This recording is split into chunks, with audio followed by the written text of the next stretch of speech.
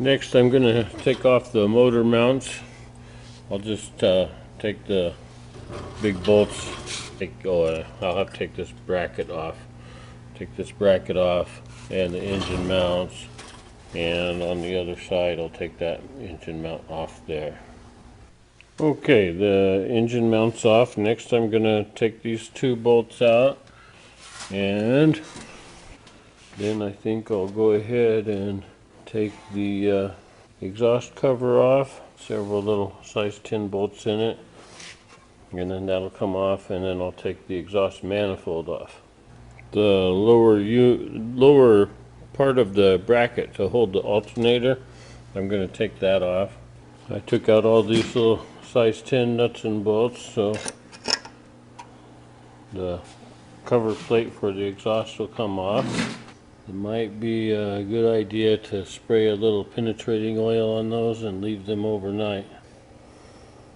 Now this whole thing right here, the throttle body, the intake surge tank, the fast idle valve, the idle control valve, thermostat, the fuel rail, the fuel injectors, the intake manifold, this is all like connected together, and it will come out, the whole intake plenum will come out in one piece if I can reach the nuts on the inside. They're kind of hard to reach, and if I take a couple of these hoses out of my way, I think I can take this whole thing off as one single unit.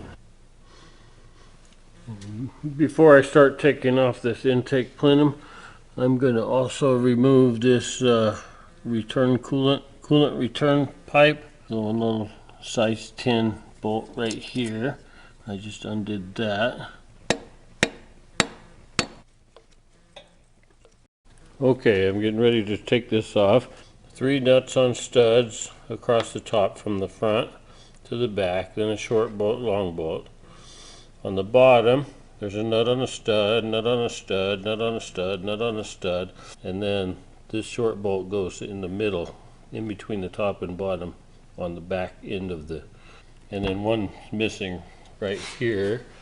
That one on the back, on the bottom, the last one is a longer bolt, and it doesn't come all the way out because it bumps against the back of the EGR valve here.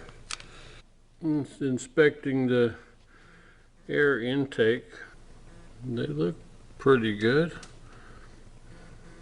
A little bit of discoloration, no big deal. Alright, after letting these exhaust nuts soak with some WD-40, they came out pretty easy. Forget these 2 bolts down below here.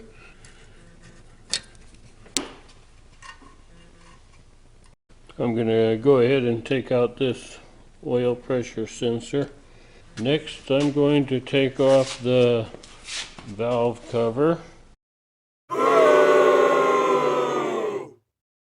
Oh, there was one more bolt right here that I didn't see because it was covered with dirt.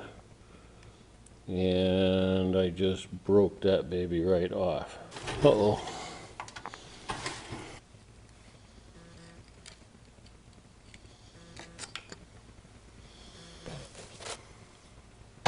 I had to pry it a little bit.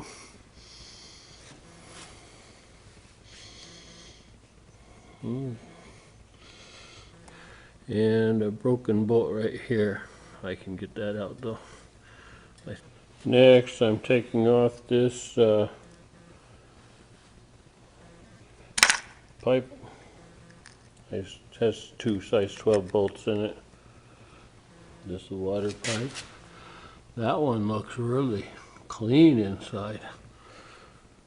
Alright, in order to remove the cylinder head from this engine, you can see the head bolts are these right down there.